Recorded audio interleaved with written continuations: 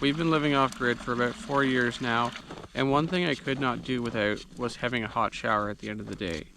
Hot water is essential to your life, no matter whether you live on-grid or off-grid. I think all of us like to shower, have clean laundry, do dishes, everything involving hot water. Since not having a connection to the power grid, electric water heaters are completely out of the question because running it off a generator would not be feasible whatsoever. Also, the cost of propane is astronomical, especially just for simple of heating hot water. It just feasibly does not make sense, especially with our situation. RV hot water heaters are really hard on propane.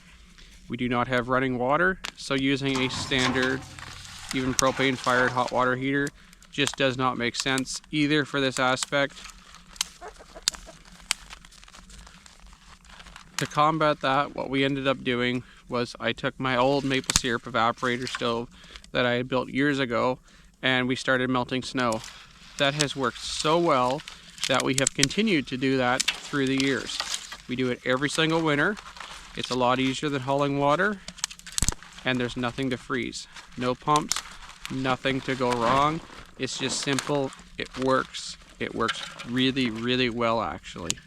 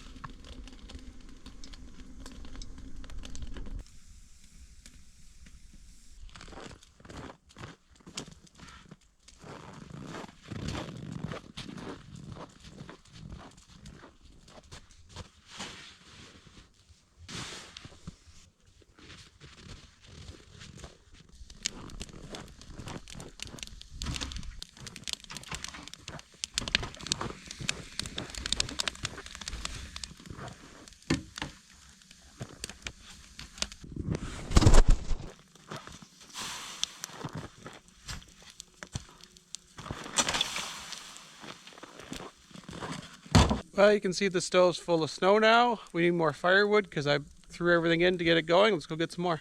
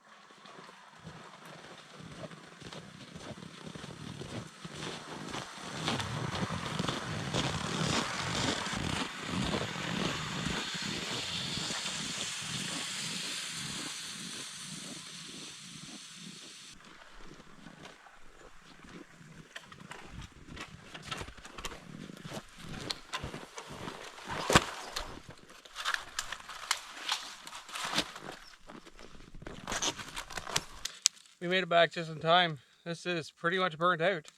So this will get it going again. Guess I should have had more before I got it going. More brush, that is. This is all stuff that's just dead. It's too small to burn for firewood.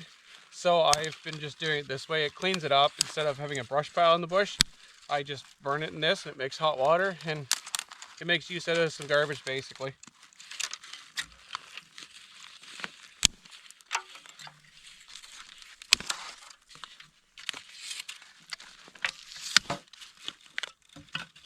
I find this quite enjoyable, really.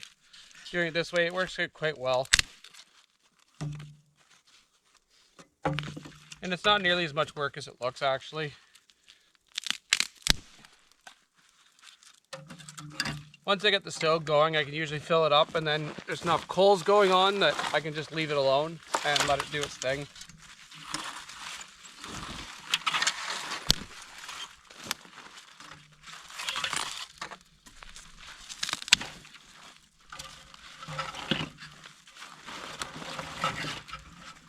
So what this stove is essentially it's a barrel stove. It's a barrel and I think a quarter that are welded together to get the right length. And then the pan you see is a stainless steel, about a 40-gallon maple syrup evaporator pan. I built this whole thing years ago when we lived farther south where maple trees actually grow. And I was making maple syrup. So this was my evaporator stove. And then once we moved to our last place and then this place, especially there's no maple trees grow here. It's way too cold for that. So I had no use for the thing. So what I've been doing for the last probably 4 years now is every winter I do this. It's easier to do it this way than it is to haul water because as you know, water pumps in the wintertime, they freeze. Barrels of water, unless you can store them underground somewhere, if they're above ground, they freeze or you have to try and keep them heated. So this way is a lot easier. This is what we do for hot water. For showering, dishes, laundry, anything you need hot water for. It's easier just to do this. It doesn't take a lot of time. You make as much hot water as you need for that day. You drain the stove. Usually I have about a 5-gallon bucket left. I keep overnight. I just put that in the bathtub in the trailer and it doesn't freeze there. But other than that, I don't make extra. I just make what I need for each day because then I don't have to deal with freezing. I don't have to deal with draining lines, pumps freezing, tanks freezing, any of that sorts of things. This is just shower water, laundry water, dishes water, anything you need hot water for. Our drinking water we haul separately from a spring that we get locally. This thing's not the most efficient. I don't know if you can see, but there's a big huge chunk of the ice that's melted out. There's about 1.5 foot ice everywhere where we are right now from us walking. And you can see it's melted down about 1 foot. There's probably 4 inches, 6 inches of ice underneath the stove. But the stove radiates heat back about 4 feet on all sides pretty much. So it's melted its own little cavity here. So it's not very efficient. I used to have fire brick in it years ago for maple syrup evaporation. But I don't really want that dense heat absorbing brick anymore in here because like with maple syrup, you get the stove going, you keep it going for 4 days. You don't ever want the stove to cool off because your maple syrup is not going to boil. That's presuming you have a couple of people doing rotational shifts of filling and running the stove day and night. But when I'm running straight hot water, I want an instant hot fire, but for a short period of time. So I took the brick out, which has lost some efficiency, but I get that instant heat instead of it trying to heat up the fire brick before it heats the pan up. But as you can see, there's a lot of heat loss through the side of the stove, so it's not super efficient. I do have a baffle in there to stop the smoke going right up the chimney. It kind of hits the pan first. If I were to bury it in the ground or something, it would probably be a lot more efficient, or piled sand or something up against just to kind of hold the heat in the barrel and send it in the pan. But it works. It makes a ton of hot water. The wood is free. I usually just drag it by hand because it's not even worth firing the tractor up and going back to get it, because I pretty much have to light a fire into the tractor with the same amount of wood it would take to get the stove going, so it doesn't really make any sense, and it would just add more time. So I just pull a couple arm loads up a day. It's all it really takes. It takes a couple of minutes to go collect it. It's all basically garbage, stuff that should be cleaned up really for fire hazard anyway. So we're getting rid of it. We're cleaning the forest up. We're getting free hot water out of it. It just works awesome. And as long as it snows in the wintertime, we have unlimited amount of water.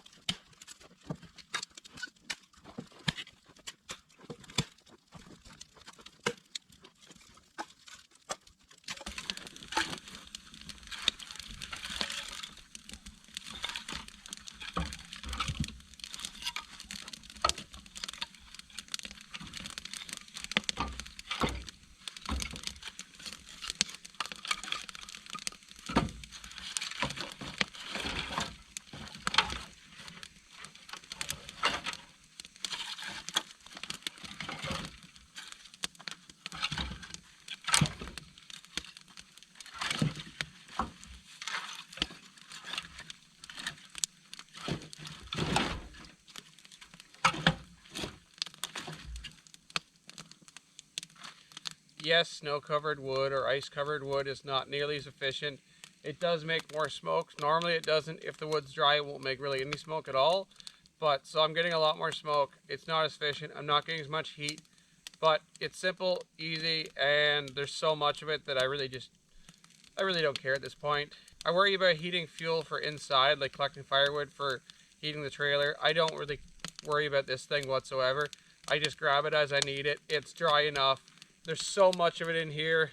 It makes so much fire that it just burns anyway, and it really gets the job done. So that was that one load of snow that I filled up at the beginning. As you can see, as it's melted down,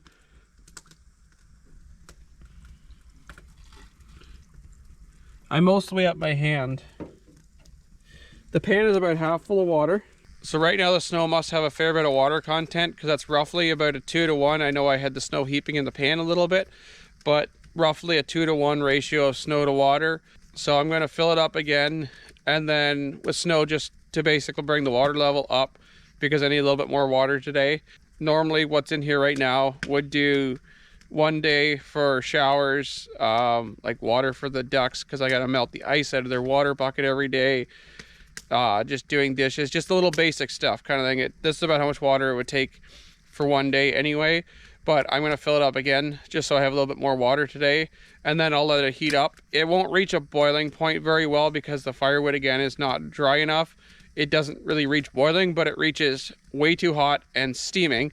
So for showers, you already have to add cold water or snow to it to cool the water off anyway, unless you catch it at the right time when it's just that perfect shower temperature. But usually it gets it way too hot for showers anyway, like probably the same temperature that comes out of your tap. But it does struggle to reach boiling just because the wood isn't providing the heat. But the way it is right now, I could fill it up with snow again. The amount of wood that's in it, I could just leave that, fill it up with snow, and I could go inside and come back out in an hour and have my shower water. The wood will sit there and burn down, heat the water up, and that would be all it really takes.